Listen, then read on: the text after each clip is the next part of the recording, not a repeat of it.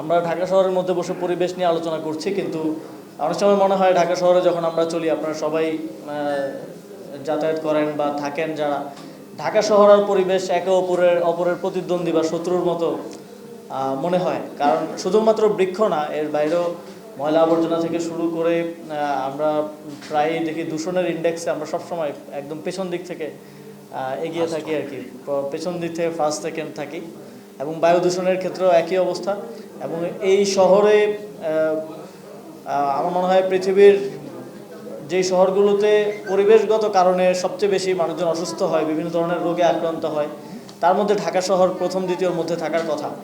এবং এটা যে যারা সরাসরি রোগে আক্রান্ত হচ্ছে বা হসপিটালাইজ হচ্ছে সেটা না, এর বাইরেও আপনি আমি আমাদের প্রতিদিন আসলে এই দূষিত বায়ু থেকে অক্সিজেন গ্রহণ থেকে শুরু করে এই শহরে চলাচলের কারণে আমাদের কিন্তু স্লোলি আমাদের শারীরিক এবং মানসিক বিভিন্ন ধরনের সমস্যা হচ্ছে, যেটা দীর্ঘমেয়াদে, যেটার জন্য আমাদেরকে ভুক্তভোগী হতে হচ্ছে।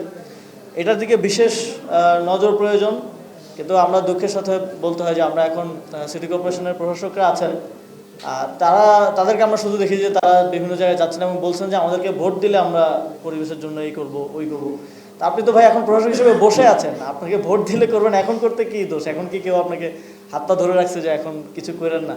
নির্বাচন কবে হবে আমরা জানি না, আর এটা তো একটা চলমান প্রক্রিয়া। এটা এমন না যে আমি নির্বাচিত হয়ে আসলে 1 বছর পরে করবো, এখন করা যাবে না। এবং আমরা দেখেছি যে এবার যে ঈদুল আজহা ছিল, ঢাকা শহরের কি পরিস্থিতি করা হয়েছে। আওয়ামী লীগের সময় কখনো এরকম হয় নাই যে মেট্রো রেলের নিচে আবাসিক এলাকায়, যেখানে বাজার দেওয়ার, গরুর হাট দেওয়ার কোনো প্র্যাকটিসও ছিল না এবং তাদেরকে দেওয়া হয় না, তারা নিজ উদ্যোগে ওয়ার্ড কমিটি, বিএনপির থানা কমিটি হাট করে জঘন্য যাচ্ছেতাই অবস্থা করে রেখেছে।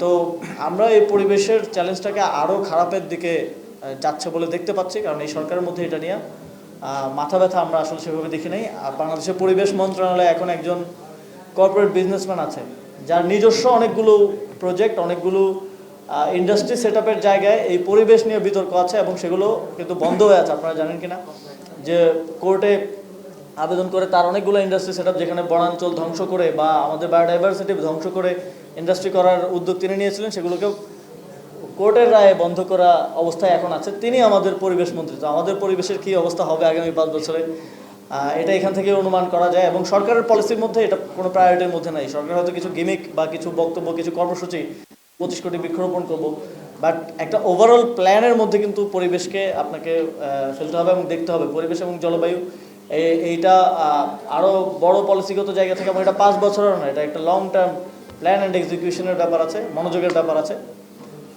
সেটাতে আমরা আহ্বান জানাবো যে সরকার কাজ করবে, কারণ এই সরকার যদি কাজ না করে 5 বছর পরে যারা আসবে তাদের জন্য আরও বেশি লড়াইটা আরও কঠিন হয়ে যাবে। তো এটা এই কন্টিনিউয়াস প্রসেসের মধ্যে দিন দিন আরও খারাপের দিকে যেতে থাকবে।